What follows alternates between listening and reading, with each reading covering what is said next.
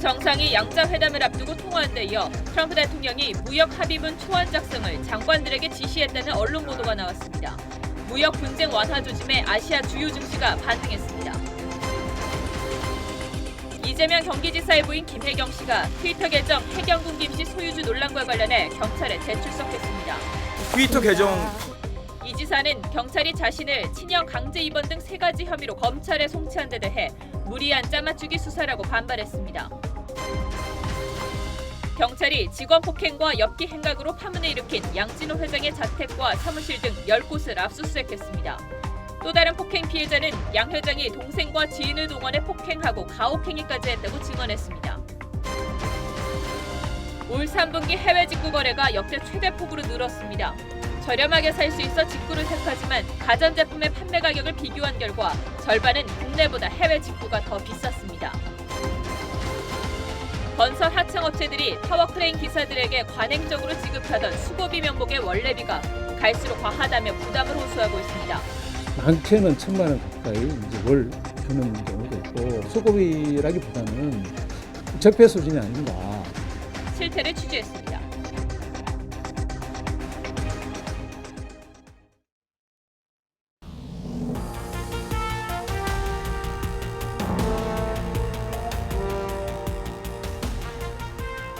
여러분 안녕하십니까? 뉴스9의 신동욱입니다. 오늘 첫 소식은 우리 경제에 반가운 뉴스입니다. 악화일로를 걷던 미국과 중국의 무역 전쟁이 타결 조짐을 보이고 있습니다. 트럼프와 시진핑 두 정상이 갈등을 매듭짓자는 통화를 한 뒤에 양국 정부가 무역 합의안 작성에 돌입한 것으로 알려지면서 세계 경제의 기대감이 높아지고 있습니다. 먼저 유지현 기자가 보도합니다. 트럼프 대통령이 미중 무역 합의안 초안 작성을 지시했다고 블룸버그 통신이 전했습니다. 이 초안을 토대로 이달 말 G20 정상회의 기간 미중 정상회담에서 합의가 진행될 것이라는 설명입니다. 특히 미중 정상의 전화 통화 후 초안 작성이 급물살을 탄 것으로 전해집니다. Today I spoke to President Xi. We spoke and I said, look, we have to make a fair trade deal. 그동안 미중은 각각 2,500억 달러, 1,100억 달러 제품에 관세 폭탄을 주고받으며 긴장이 증폭된 상황. 그런데 트럼프 대통령이 중국과 위대한 합의를 이룰 것이라고 공언한 지 사흘 만에 분위기가 전환된 겁니다. 중국 역시 무역 협상에서 긍정적인 성과를 기대한다고 밝혔습니다. 那么我们认为也只有在这样的基础上双方才能够通过扩大合作给双方带来更多的福祉 다만 지식재산권 등 핵심 사안에 대해 미국이 요구를 완화할지 등은 알려지지 않아 실제로 협상이 타결될지는 불투명합니다. 홍콩 언론은 미중 정상이 당초보다 미뤄진 다음 달 1일 만찬을 겸한 회담에서 협상 타결을 시도할 예정이라고 전했습니다. TV조선 유지현입니다. 미중 무역 갈등이 일단락될 수도 있다는 기대감 속에 코스피 지수는 오늘 기록적인 급등세를 보였습니다. 아시아 증시도 동반 급상승했습니다. 이어서 최윤정 기자가 보도합니다. 국내 증시가 오늘은 활짝 웃었습니다. 코스피 지수는 지난주 중반 무너졌던 2100선 직전까지 단숨에 회복했습니다. 어제보다 71.54포인트, 3.53%나 급등했습니다. 오늘 코스피 지수는 2011년 이후 7년여 만에 최대 상승폭과 상승률을 기록했습니다. 외국인이 4,400억 원 가까이 순매수했습니다. 코스닥 지수도 690선을 회복했습니다. 미중 관계가 좋아질 듯하자 불안했던 투자 심리가 다소 완화됐다는 분석입니다. 원달러 환율은 16.5원 내려 1,121.6원에 마감했습니다. 미중 무역 분쟁 격화, 그로 인한 미국 경제 그리고 기업 이익에 대한 불안 심리들이 다소 완화되는 모습들을 보여줬고 10월 동안에는 급락했던 따른 되돌림 과정이 굉장히 강하게 전개된 것이 아닌가. 훈풍은 아시아 주요 증시에도 불었습니다. 일본과 중국은 3% 가까이 급등했고 홍콩 항생지수는 4% 넘게 급등했습니다. 하지만 아직 안심하기는 이릅니다. 미중 무역 분쟁의 해결까지는 적잖은 난관이 예상되는 데다 다음 주 미국 중간선거 이후 세제 개편 정책이 가속화되면 달러화 강세가 발목을 잡을 수 있다는 우려입니다. 실제로 이주열 한국은행 총재는 대외 여건 불확실성 때문에 국내 금융시장의 변동성이 또 확대될 가능성을 배제할 수 없다고 진단했습니다. TV조선 최윤정입니다. 주가 폭락 사태는 일단 한숨을 돌린 듯합니다만 우리 경제는 여전히 걱정이 많습니다. 올 한해 한국 경제 특히 수출을 떠받쳤던 반도체와 스마트폰의 호황이 끝나가고 있다는 분석이 나왔습니다. 전 세계 반도체 시장은 4분기에 성장률이 뚝 떨어지고 스마트폰 시장도 이미 내림세로 돌아섰다는 분석입니다. 황민지 기자가 취재했습니다. 올해 반도체 수출은 사상 최대 기록을 갈아치웠습니다. 하지만 기업들은 밝게 웃지 못합니다. 미래가 어둡기 때문입니다. 신흥시장의 변동성이 커지는 등 수요 불확실성이 확대되었습니다. 삼성전자가 내놓은 업황 전망도 밝지 않습니다. 반도체 사업이 비수기에 진입하면서 내년 1분기까지 실적 약세를 예상했습니다. 가격 경쟁도 치열하지만 세계 반도체 시장 자체가 위축된 탓입니다. 글로벌 시장조사 업체인 IC인사이트는 4분기 반도체 시장 매출이 작년보다 6% 증가하는 데 그칠 것이라며 급격한 성장 둔화라고 분석했습니다. 세계 반도체 시장 매출 성장률은 2분기 20%대였지만 3분기에는 10%대로 떨어지고 이제 한 자릿수로 내려앉는 형국입니다. 스마트폰 시장은 이미 하락세입니다. 3분기 세계 스마트폰 시장 출하량은 작년보다 8% 줄었습니다. 점유율 1위 삼성전자는 출하량이 13%나 줄었습니다. 시장 상황이 포화 상태에 이르렀다. 내년도에 있어서 스마트폰 생산이 상당히 둔화될 가능성이 높고요. 자동차와 조선산업 등의 위축 속에서도 우리 경제의 버팀목이 되어온 반도체와 스마트폰 등 IT 산업에 먹구름이 몰려온다는 우려가 커지고 있습니다. TV조선 황민지입니다. 며칠 전 문재인 대통령이 기자들과 산행을 간 자리에서 평소 건강관리는 어떻게 하느냐는 질문을 받고 그건 국가 기밀이라고 대답해서 웃음을 준 적이 있습니다. 그런데 사실 맞습니다. 국가 원수의 건강은 국가 기밀이죠.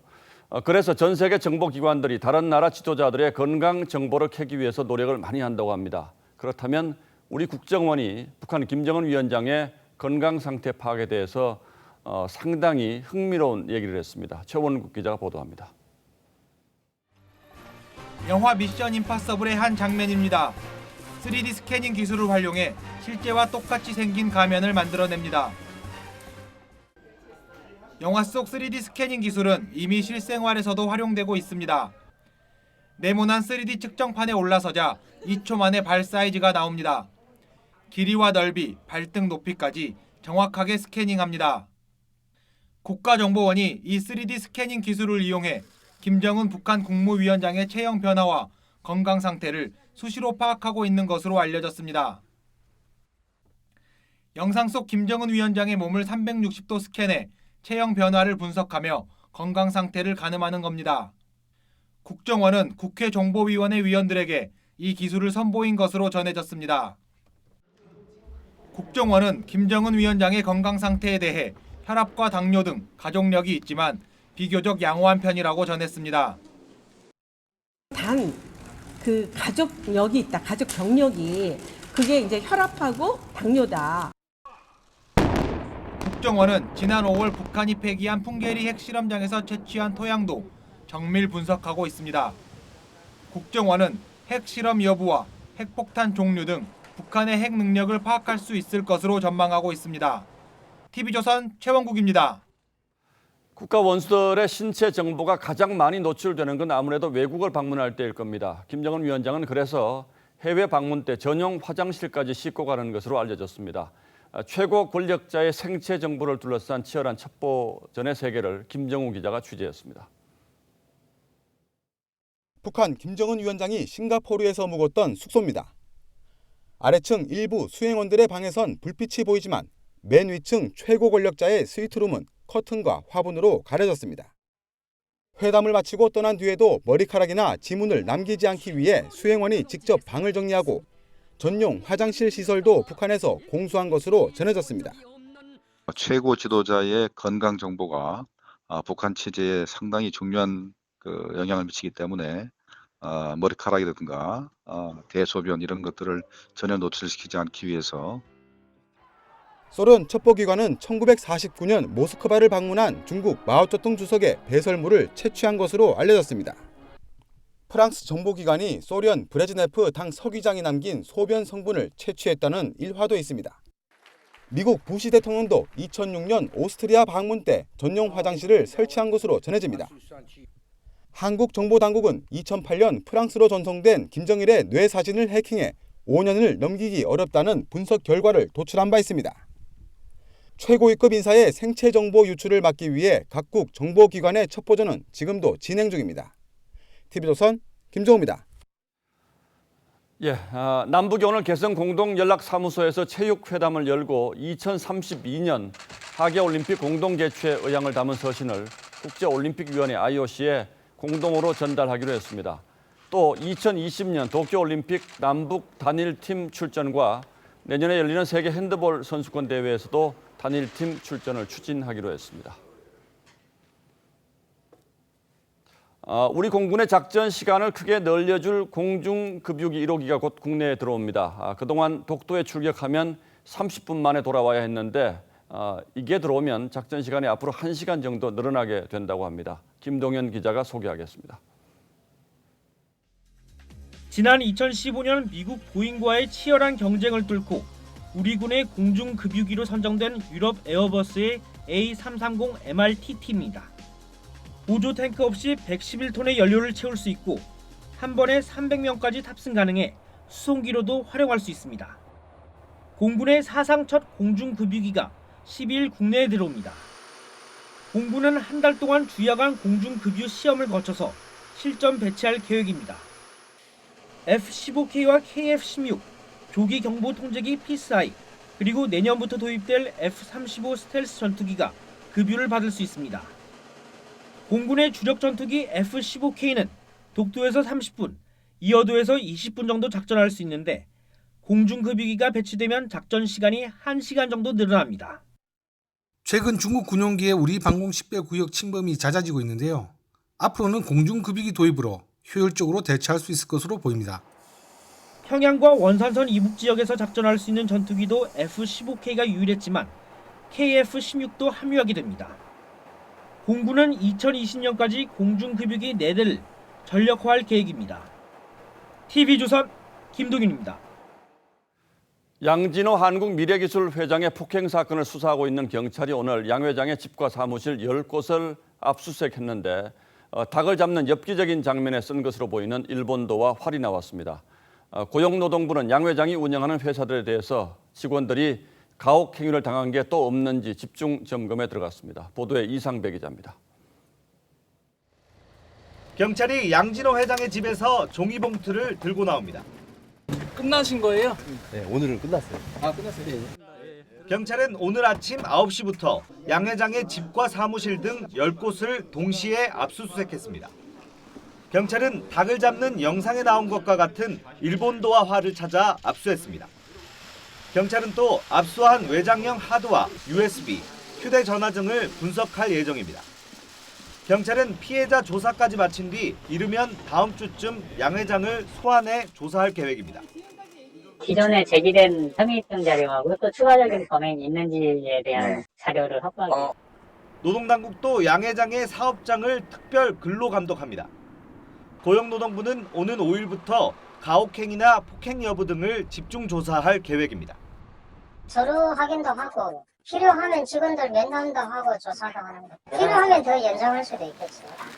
근로감독 대상은 한국인터넷기술원 그룹 계열사 5곳으로 양 회장이 실제 소유한 것으로 알려진 업체입니다. TV조선 이상배입니다.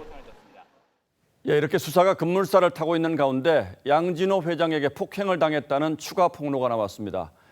피해자는 현직 대학 교수인데 폭로 내용이 충격적입니다. 양 회장이 집단 폭행을 하며 침을 뱉고 가혹행위를 했다는 주장이 제기됐습니다. 신준명 기자가 취재했습니다. 대학 교수 A씨는 지난 2013년 12월 양진호 회장의 사무실에서 폭행당했다고 주장했습니다.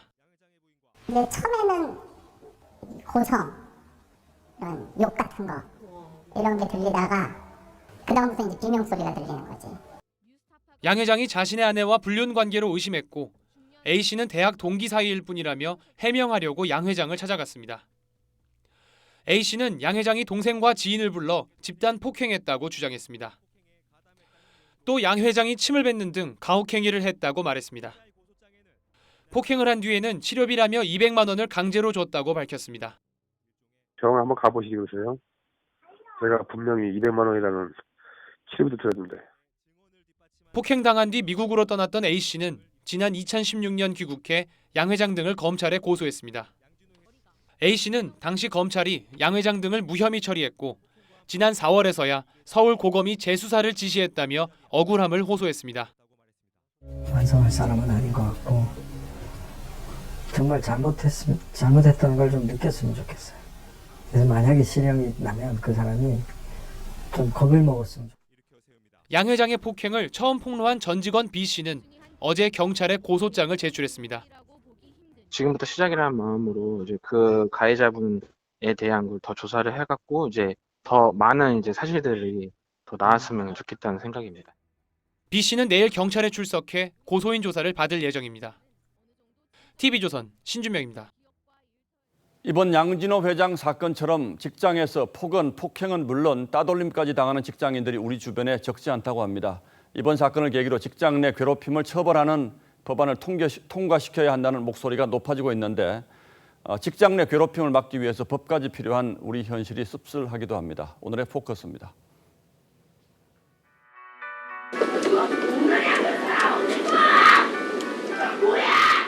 해가지고 그 살쪄가지고 네 차 갖고 다니면서 그러면 정신병자 이거? 사무실에서 직장 상사가 이렇게 욕설을 퍼부으면 어떻게 대응하시겠습니까? 알았다고. 지금 과장한테 이게 무슨 말버릇이야? 노력 제발냐고 노력! 이런 맞대응은 꿈만 꾸어보는 게 현실. 술 한 잔에 스트레스를 잊는 게 직장인 일상인데요. 직장에서 최근 1년간 괴롭힘을 당한 적이 있다는 직장인은 열의 7. 하지만 이 중 대처하지 않았다는 게 60% 이상입니다. 개선되지도 않고 직장 내 관계가 어려워진다는 이유입니다. 실제로 문제를 삼았던 경우를 살펴볼까요? 우리 애는 김나영이고요. 김 씨에 따른 사내 성추행을 문제 삼았다가 조직적 따돌림 끝에 목숨을 끊었습니다. 애를 왕따 시키면서 애를 이직을 만들었습니다. 이제 아빠가 할 건 다 했다. 이제 조금 쉴 거다. 이웃나라 일본도 마찬가지입니다. 일본 최대 광고 회사에 입사한 24살 다카하시 마쓰리 씨는 과도한 근무에 압박까지 받다가 스스로 목숨을 끊었습니다. 広告主様はじめここでもって深くお詫び申し上げます。 이런 일이 이어지자 일본은 정부에서 직장 내 괴롭힘 유형을 정해 해선 안 될 일을 알리고 있습니다. この急な泥棒! ついついパワーハラスメントと捉えられがちな言葉も出てしまっています。 직장 내 괴롭힘을 처벌하는 법을 최초로 만든 스웨덴. 직장에서 존엄성을 훼손당하지 않을 권리를 법에 명시한 프랑스 등 법을 만든 나라도 있습니다. 우리도 직장 내 괴롭힘 금지 법안을 내놓고 이 문제를 심각하게 받아들여 주시기 바랍니다. 지적하고 이것은 범죄 행위입니다. 대책을 촉구했지만 법과 제도를 중립해야 할 것입니다. 법은 멀고 눈앞의 상황은 더 심각해지는 게 현실. 많은 친구들이 동료들이 투명인간 취급을 하고 왜 가슴에 혼자 와 있는 거야 기분이다가. 지금 당신은 그리고 옆자리 동료는 괜찮습니까? 뉴스라인 포커스였습니다. 네, 다음 뉴스입니다. 이재명 경기지사의 부인 김혜경 씨가 오늘 경찰에 출석했습니다. 지방선거 당시 논란이 됐던 트위터의 해경군 김 씨 계정이 누구 것인가와 관련한 수사로 오늘 두 번째 출석입니다. 취재기자 연결해 보겠습니다. 장영욱 기자, 아직 조사가 끝나지 않았습니까? 네, 김혜경 씨는 조금 전인 오후 8시 반 조사를 마치고 이곳 경찰서를 나왔습니다. 11시간 가까이 조사를 받은 건데 김 씨는 6시 반부터 2시간가량은 진술조서를 검토한 것으로 알려졌습니다. 김혜경 씨는 오늘 오전 10시 피고발인 신분으로 경찰에 출석했습니다. 변호사와 함께 경찰서를 찾았고 취재진의 질문에는 대답하지 않았습니다. 경찰 공개에 출석한 심경이 먼저 어떠신지 한 말씀 부탁드립니다. 트위터 계정. 김 씨가 경찰에 출석한 건 오늘이 두 번째입니다. 지난달 24일 처음 경찰에 출석했지만 비공개로 출석했다가 언론에 공개됐다며 조사를 거부하고 귀가했습니다. 경찰은 오늘 김혜경 씨가 트위터 계정 해경군 김 씨의 실소유인지 여부를 집중 조사했습니다. 해경군 김 씨 사건은 지방선거를 앞둔 지난 4월 불거졌습니다. 더불어민주당 경기도지사 경선 후보였던 전해철 의원이 한 트위터 계정에 자신과 문재인 대통령을 비방하는 악의적인 글이 올라왔다며 선관위에 고발하면서 시작됐습니다. 이정열 변호사도 김혜경 씨를 계정의 주인으로 의심하며 재차 고발했습니다. 김혜경 씨는 오늘 조사에서 해경군 김 씨와 아무 연관이 없다고 주장한 것으로 알려졌습니다. 지금까지 경기 남부경찰청에서 TV조선 장용욱입니다. 자, 이런 가운데 각종 의혹이 불거진 이재명 경기도지사의 사건도 검찰로 넘겨졌습니다. 고발 접수된 혐의는 보시는 것처럼 이렇게 7가지였는데 경찰은 이 가운데 친형 강제 입원과 검사 사칭, 그리고 허위 선거 공보물 게시 이 3가지 혐의에 대해서만 기소 의견으로 검찰에 송치했습니다. 이 지사는 경찰이 짜맞추기 수사를 했다며 반발했습니다. 서주민 기자입니다. 이재명 경기도지사가 SNS에 올린 글입니다. 경찰이 무리한 짜맞추기 수사를 했다며 정치 편향 또는 무능으로밖에 설명할 수 없다고 반발했습니다. 이런 경찰이 독자 수사권을 가지면 어떻게 될지 아찔하다며 고발도 검토한다고 했습니다. 강압적인 수사를 통해서 참고인들의 진술을 좀 왜곡하고 또 있는 사실은 빼고 없는 사실을 과장해서 압수수색까지 하는. 경찰은 이 지사에게 친형 강제 입원, 검사 사칭 재판, 대장동 개발과 관련해 허위 사실을 유포한 혐의 등을 적용해 검찰에 송치했습니다. 공직선거법상 허위 사실 공표는 5년 이하의 징역 또는 3천만 원 이하 벌금에 처할 수 있습니다. 검찰이 3사건 가운데 한 가지라도 재판에 넘길 경우 도정 운영엔 차질이 불가피합니다. 이 지사는 이딴 의혹 제기가 대선 경선 과정 때 문재인 대통령을 향한 과도한 비판 때문이라는 뜻을 내비친 바 있습니다. 정치적으로 결코 이익이 되지 않는 손해만 될 행동을 했더라고요. 그 후과를 지금 받고 있는 겁니다. 정치적 위기라는 해석에 이 지사는 경찰의 사건 조작과 언론 플레이로 궁지에 몰리지 않는다며 도정에 집중하겠다고 밝혔습니다. TV조선 서주민입니다. 숙명여고 시험 문제 유출 의혹을 수사하고 있는 경찰이 쌍둥이 자매의 아버지인 전 교무부장에 대해 구속영장을 신청했습니다. 입시와 관련된 중요 사안이고 혐의를 계속 부인하고 있어 도주와 증거인멸이 우려된다고 경찰은 판단했습니다. 백연상 기자입니다. 숙명여고 시험 문제 유출 의혹을 수사 중인 경찰이 쌍둥이 아빠인 전 교무부장 A씨에 대해 구속영장을 신청했습니다. 숙명여고에 재학 중인 자매에게 정기고사 시험 문제와 정답을 유출한 혐의입니다. 경찰이 지난 8월 31일 서울시 교육청으로부터 사건을 의뢰받아 수사를 시작한 지 63일 만입니다. 경찰은 사안이 중대하고 시험 문제와 정답이 유출됐다고 의심되는 정황이 확보됐지만 A씨가 범행을 부인하고 있다며 영장 신청 이유를 밝혔습니다. 앞으로 수사와 재판 과정에서 도주나 증거인멸 우려도 있다고 밝혔습니다. 앞서 경찰은 지난 9월 A씨의 주거지 등을 압수수색해 유출 정황을 다수 확보했습니다. 쌍둥이 자매의 휴대전화 메모장에서 영어 시험 정답에 해당하는 영어 구절이 발견됐고 시험 문제의 정답을 손글씨로 적어놓은 종이도 발견했습니다. 검찰이 영장을 청구한다면 이르면 다음 주 초 A씨에 대한 구속 전 피의자 신문이 열릴 것으로 보입니다. TV조선 백연상입니다.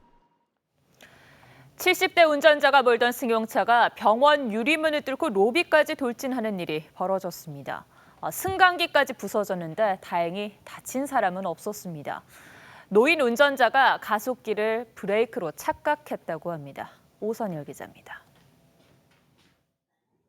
경남 창원시의 한 병원 1층 로비입니다.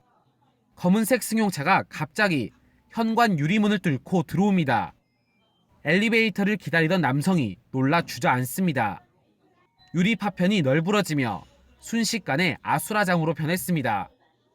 폭탄이 터지면 이런 소리가 날까 싶을 정도로 큰 소리가 들렸습니다. 하마터면 그 사람도 치일 뻔해서 더 놀란 상황이었고요. 오늘 아침 9시 10분쯤 79살 김모 씨가 몰던 승용차가 병원으로 돌진했습니다. 엘리베이터 문이 부서져 의사 한 명이 갇혔습니다. 다행히 인명피해는 없었습니다. 유리가 많이 깨지고 승강기가 고장이 났던 거거든요. 승강기를 밑에 지하로 유도를 해가지고 그 안에 갇혀있던 의사분을 이렇게 밖으로 나오게 했습니다. 김 씨는 주차장으로 운전하다 제동기를 밟으려다 가속기를 잘못 밟았다고 진술했습니다. 운전대도 작용하고 있었고 브레이크 밟아야 되는데 에스런더 밟아가지고 차가 갑자기 나가버렸다고. 경찰 조사 결과 김 씨는 운전면허가 있었고 술을 마시지는 않은 것으로 확인됐습니다. TV조선 오선열입니다. 거리에서 영업을 하는 노점 환정상만 골라 1억 2천만 원을 훔친 여성 2명이 경찰에 붙잡혔습니다. 바닥에 일부러 동전을 떨구고 옷에 물감을 묻히면서 이 상인들의 시선을 빼앗은 뒤 다른 한 명이 가방에서 현금을 훔치는 수법이었습니다. 하동원 기자입니다. 한 여성이 거리에서 환전상에게 돈을 바꿉니다. 여성이 갑자기 동전을 떨어뜨리고 줍기를 반복합니다. 상인이 동전을 바라보는 사이 뒤에 서성거리던 여성이 환전상의 가방에서 현금 1,000만 원을 훔쳐 달아납니다. 이 여성들은 보름 전에도 이 상인에게서 1,200만 원을 훔쳤습니다. 아니 이제 프로지 뭐. 근데 그 손이 언제 왔다 갔는지 몰라. 하고 나이 50살 A씨와 45살 B씨는 지난해 7월부터 서울과 부산에서 절도 행각을 벌였습니다. A씨 등은 현금을 많이 지니고 있는 환전 상인만 골라 돈을 훔쳤습니다. 이들은 13차례에 걸쳐 1억 2천만 원을 훔쳤습니다. 일부 상인은 정신적 충격에 병원에 입원하기도 했습니다.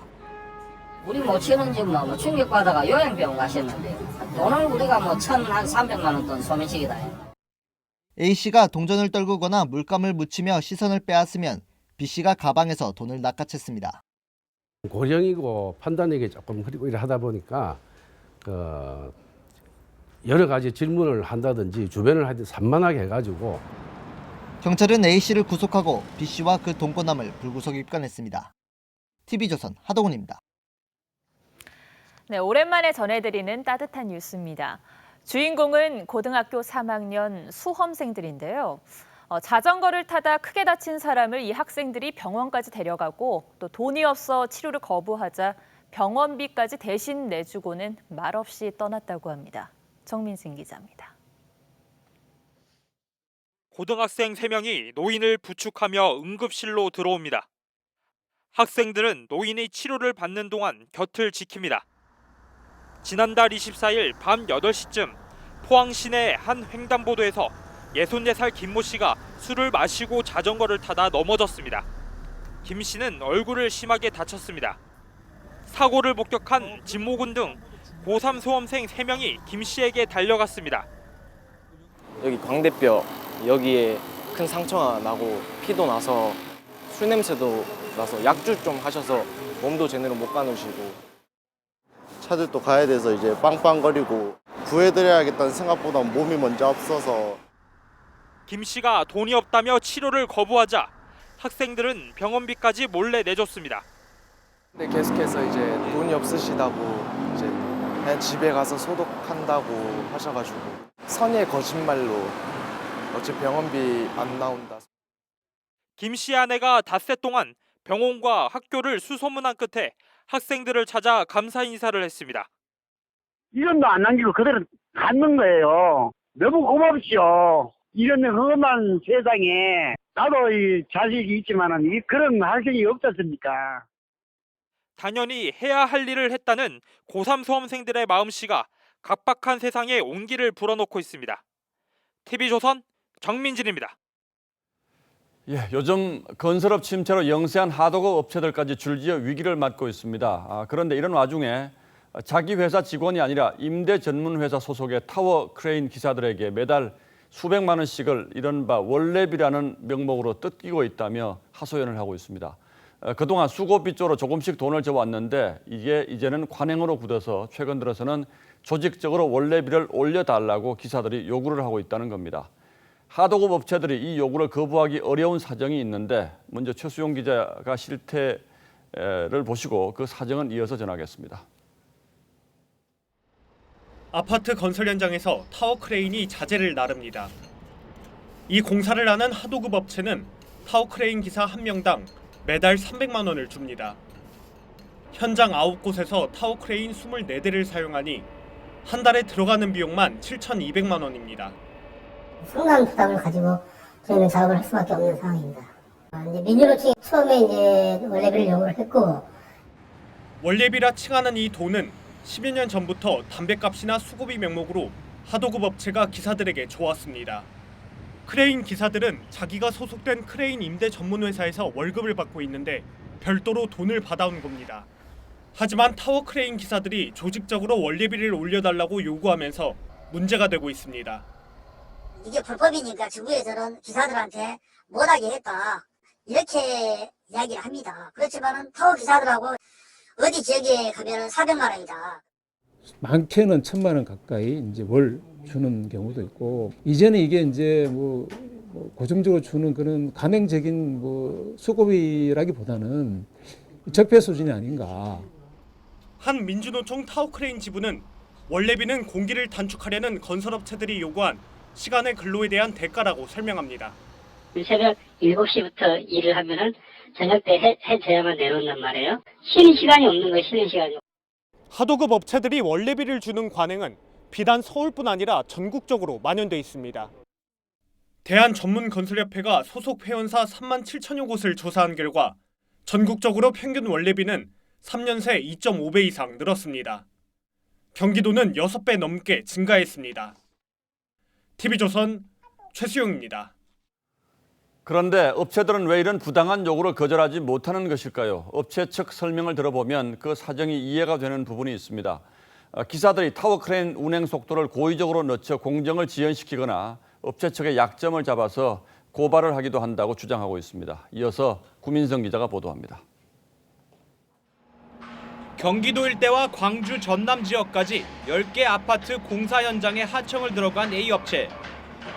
지난해 6월 경기도 성남 현장의 타워 크레인 기사들이 요구하는 원래비가 부당하다며 지급을 거부했습니다. 그러자 갑자기 관할 지방노동청이 산업안전보건법 위반 혐의로 조사를 나왔습니다. 업체 측은 원래비를 받지 못한 타워 크레인 기사가 앙심을 품고 약점을 잡아 고발을 했다고 주장합니다. 쉬는 시간에 할바를 걷고 있는 거, 이런 것들도 사진을 찍고, 현장에 이제 일이 한 몇 정도로 이렇게 고소가 이제 남발을 하거든요. 대구 등 8개 현장에서 일하는 다른 하청업체도 비슷한 일을 당했습니다.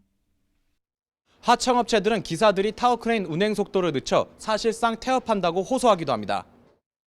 근로자들의 자재가 제때제때 공급이 안 되고 하니까 근로자들 효율이 50%도 안 나죠. 원래비를 요구하는 건 양대 노총이 비슷하지만 보복성 정도는 다르다고 말합니다. 근데 한노보다는 민노가 훨씬 더 심하죠. 전국 타워 크레인 기사 4,300여 명 가운데 약 60%인 2,600여 명이 민노총 소속입니다. 수도권의 민노총 한 지부는 원래비 문제를 개선할 계획이라고 밝히기도 했습니다. 원래비 문제는 지난해 국정감사에서도 지적됐지만 당국은 노동법 소관 사항이 아니라며 소극적 자세로만 일관하고 있습니다. TV조선 구민성입니다. 네, 필요한 물건을 해외 직접 주문해 배송받는 해외 직구, 이제 많이들 하시죠. 올 3분기에는 그 액수가 역대 최고치를 기록했습니다. 그런데 조금 더 저렴하게 사려고 택한 이 해외 직구가 오히려 국내에서 사는 것보다 더 비쌀 때가 있다고 합니다. 장동욱 기자가 보도합니다. 가전제품을 사러 매장을 돌다 보면 높은 가격이 맘에 걸려 해외 직구를 떠올리는 경우가 많습니다. 여기는 카페로 가면 사람들이 많이 해요. 여기서 사면 얼마더라? 30만 원 정도 하던데? 근데 직구는 15만 원. 세금 다 대대 직구한 다 해가지고. 올 3분기 해외 직구 액수는 1년 전보다 35.9%나 늘면서 7천억 원 가까운 규모를 기록했습니다. 역대 최대치입니다. 특히 전자제품 해외 직구 건수는 1년 전에 비해 2배 가까이로 늘었습니다. 하지만 해외 직구가 꼭 수지 맞는 건 아니었습니다. 소비자원이 해외 직구를 많이 하는 생활가전 13개 제품 가격을 비교해봤더니 절반 정도는 해외 직구가 국내에서 살 때보다 오히려 더 비쌌습니다. 국내에서 인기가 높은 한 커피 머신은 국내 가격이 오히려 10만 원 가까이 싼 경우도 있었습니다. 물론 해외 직구 가격이 국내 구매가의 절반 정도인 경우도 있었습니다. 해외 직구 전 국내 가격을 꼼꼼히 비교해보는 것이 좋고 간부가세가 부담되는지 여부 등을 종합적으로 고려해서 소비자원은 이번 조사 대상 모두 해외 직구한 제품의 국내 AS가 어려웠다며 생활가전에 직구에 나설 땐 가격은 물론 국내 전기 사양과의 호환 여부 등을 꼼꼼히 따져보라고 조언했습니다. TV조선 장동우입니다. 네, 글로벌 기업 구글의 직원들이 세계 곳곳에서 동맹 파업을 벌였습니다. 임원들의 직장 내 성추행과 사측의 감싸기에 항의한 겁니다. 전 세계 40여 개국 지사의 직원들이 각 지역의 시각으로 오전 11시 10분에 거리로 나섰습니다. 고서정 기자입니다. 미국 캘리포니아 구글 본사 앞. 노동자 권리가 여성의 권리다 등의 손팻말을 든 천여 명의 직원들이 회사 밖에 모였습니다. 일부 임원의 성추행과 회사의 불합리한 대응에 항의하는 파업에 돌입한 겁니다.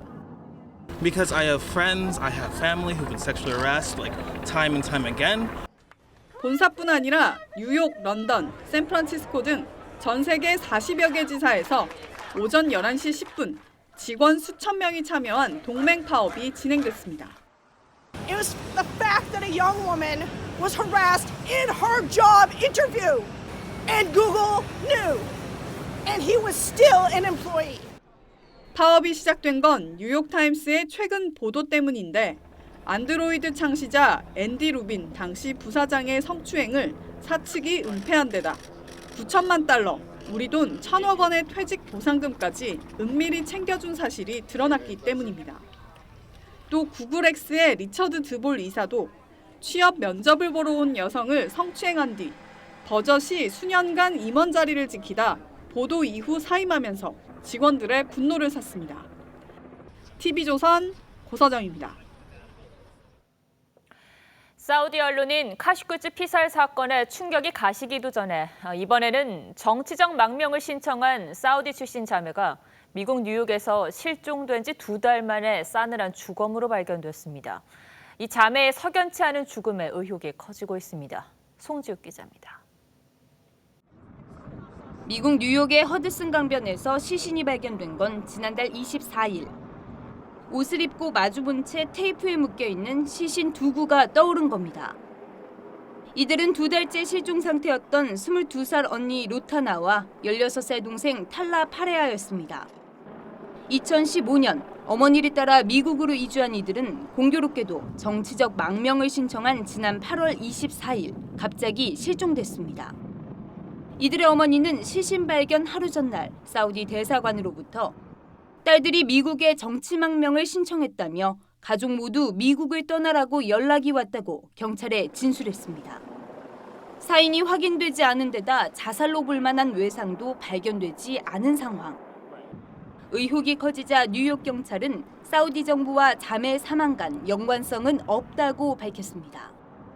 버지니아에 살던 이들 자매가 실종 신고 이후 400km 떨어진 뉴욕으로 오게 된 경위를 파악하는 데 수사력을 모으고 있습니다. Some way a piece of the puzzle of behind the scenes what was going on in the two young ladies' lives. 뉴욕 주재 사우디 총영사관은 성명을 내고 사건을 면밀히 파악하기 위해 변호인을 선임했다고 밝혔습니다. TV조선 송지욱입니다. 미국은 국적 취득의 기준으로 이른바 속지주의를 택하고 있습니다. 부모가 누구든 미국 땅에서 태어나기만 하면 미국 시민이 되는 거죠. 그런데 트럼프 대통령이 며칠 전 이 제도를 폐지하겠다고 말했습니다. 직접 한번 들어보시겠습니다. Now, how ridiculous. We're the only country in the world where a person comes in, has a baby, and the baby is essentially a citizen of the United States for 85 years with all of those benefits. 자, 강동원 기자, 이 말부터 한번 좀 따져보죠. 자국에서 태어난 아이에게 시민권을 주는 나라가 정말 전 세계에서 미국밖에 없습니까? 일단 결론적으로 말씀드리면 사실이 아닙니다. 전 세계적으로요, 이 캐나다와 호주 등 30개가 넘는 국가들도 미국과 같은 제도입니다. 자, 이걸 속지주의라고 하는데요. 미국 같은 경우에는 이 수정헌법 제14조 제1절에서 규정하고 있습니다. 속인주의에 따라서 부모의 국적대로 아이의 국적이 결정되는 우리나라와는 다른 제도입니다. 그런데 국민의 조건을 정해주는 정말 중요한 규정 같은데 이걸 트럼프 대통령이 행정명령으로만 바꿀 수가 있습니까? 일단 트럼프 대통령은 본인이 내릴 수 있는 행정명령만으로도 그렇게 할 수 있다 이렇게 주장하고 있습니다. 이 행정명령이 내려진다면 이 미국 대법원이 판단하게 되는데요. 이 대다수의 미국 내 법률 전문가들은 행정명령이 시행되는 것에 부정적입니다. 이 출생 시민권이 헌법에 의해 규정이 됐다면 개헌을 통해서만 파기할 수 있다는 겁니다. 그런데 어쨌든 이런 얘기까지 나오는 걸 보면 미국에 와서 아이 낳는 이른바 원정 출산 문제가 심각하다는 거죠. 예, 맞습니다. 이 앵커 베이비라는 말이 생겨날 정도로 굉장히 심각한 상황인데요. 잠시 닻을 내려 정박하듯 태어났다는 뜻입니다. 한 해에 약 27만 5천 명이 원정 출산으로 태어나는데 이건 미국에서 태어난 신생아 수의 약 7%에 달한다고 합니다. 예, 우리나라에서도 한때 사회 문제가 된 적이 있었는데 지금도 여전히 원정 출산 가는 사람들이 많습니까? 예, 많습니다.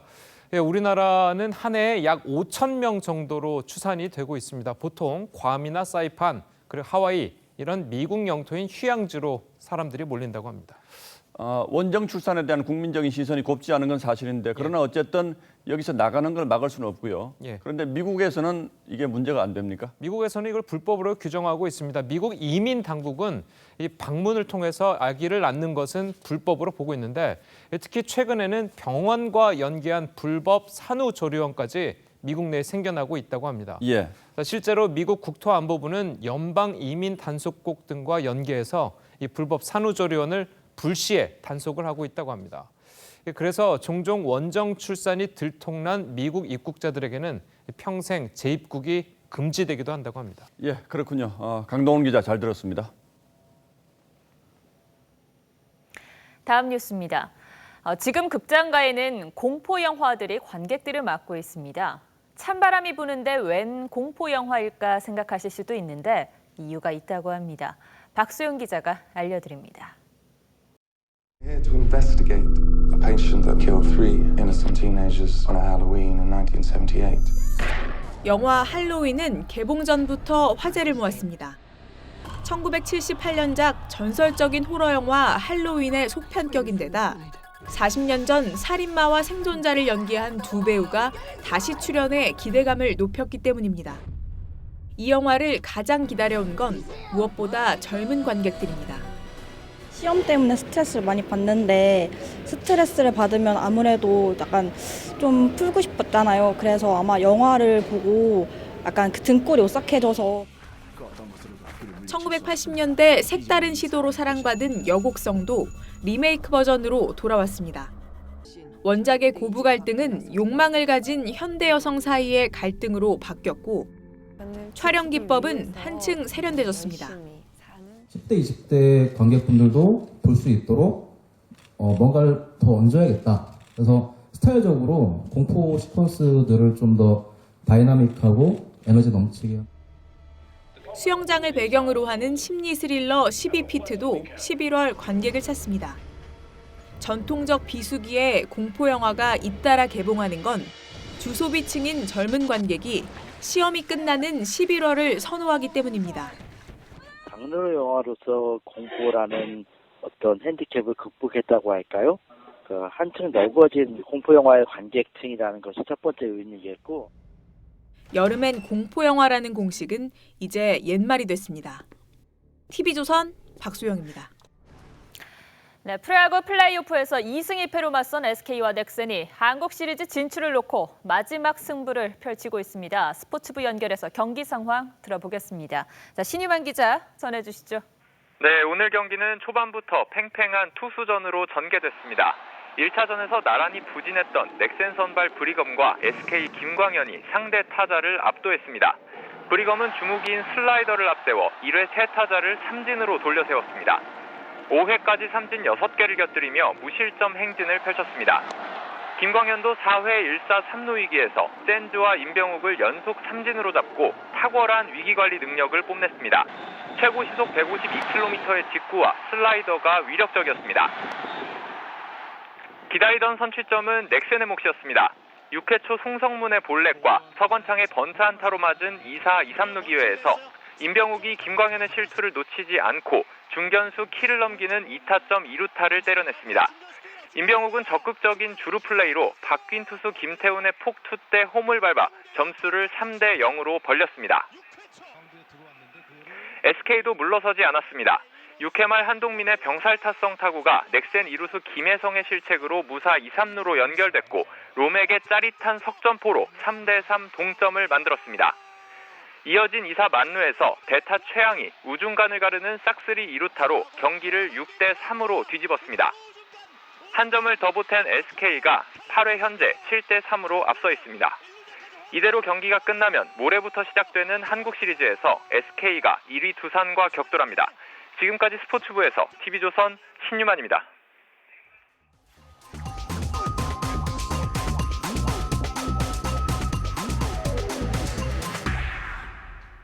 아직도 기억하시는 분들이 많을 겁니다. 벌써 20년 전의 얘기입니다만. IMF 외환 위기가 닥치자 온 국민이 나서 금모으기 운동을 벌였습니다. 이때 한 PC통신 토론방에 국회의원의 금배지를 녹이자라는 주제의 방이 생겼습니다. 11대 국회, 그러니까 1981년부터는 순금이 아닌 금도금을 한 배지였으니까 사실 금모으기에 도움이 되는 건 아니었습니다. 하지만 정치권도 외환 위기를 초래한 책임이 있으니 각성하라는 성토이자 정치에 대한 실망감의 표현이었습니다. 그젯밤 한 국회의원이 음주운전을 하다가 경찰에 적발되었습니다. 즉각 죄송하고 용서를 구한다면서 사과했고 당직에서도 물러났습니다. 하지만 국민들의 분노는 아직 가라앉지 않고 있습니다. 무엇보다 그가 음주운전에 대한 처벌을 강화하자는 이른바 윤창호법을 공동 발의한 의원이었기 때문입니다. 법안 발의 당시 음주운전은 실수가 아니라 살인 행위라고도 목소리를 높였던 터라 국민들의 실망감이 더욱 컸던 듯합니다.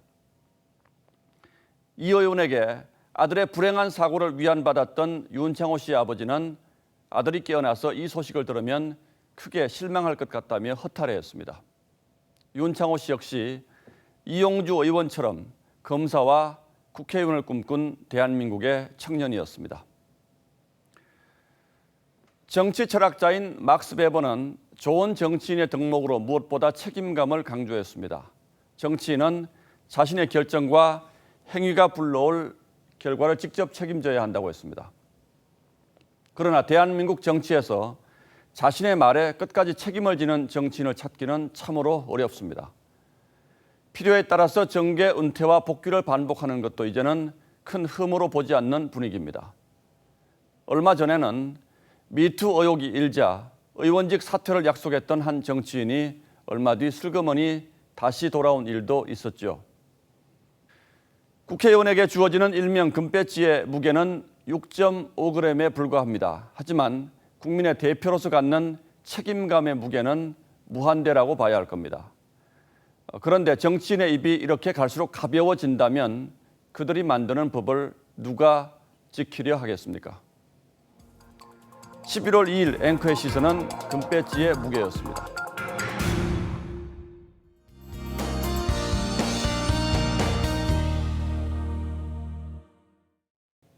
네, 오늘 서울의 낮 기온이 19도까지 오르면서 평년 기온을 회복했습니다. 아직 한낮의 풍경은 역시나 가을인데요. 서울의 석촌호수는 오늘과 내일 단풍 축제가 열린다고 하니까 참고하셔도 좋겠습니다. 또 계절의 시계를 되찾았는데 이맘때 날씨의 특징이 바로 매우 큰 일교차입니다. 일교차가 15도 이상 크게 벌어지는데요. 내일도 아침 최저 기온은 서울, 창원, 광주 6도로 시작을 하겠고요. 낮 최고 기온은 이보다 크게 올라 곳곳이 18도 내외까지 오르겠습니다. 서울이 18도, 광주 19도, 부산은 20도까지 오르겠습니다. 또 당분간 뚜렷한 비 예보가 없이 맑은 날씨 이어지는데요. 대기가 매우 건조해서 산불, 각별히 주의를 하셔야겠습니다. 또 맑은 날씨가 이어질 때는요. 복사냉각 효과로 인해서 아침에는 안개가 짙게 끼는데요. 이 내륙 지역을 중심으로 짙게 낍니다. 교통안전에도 주의하셔야겠습니다. 다음 주에는 아침 기온이 조금 더 오르고 또 낮 기온은 내려가면서 일교차는 줄어들겠습니다. 날씨였습니다. 예, 뉴스9에 이어서 방송되는 이슈 진단 신동욱 라이브는 흔들리는 한국 경제 위기인가 성장통인가를 주제로 치열한 토론을 벌일 예정입니다. 저는 잠시 뒤에 뵙겠습니다. 금요일 뉴스9 마칩니다. 고맙습니다.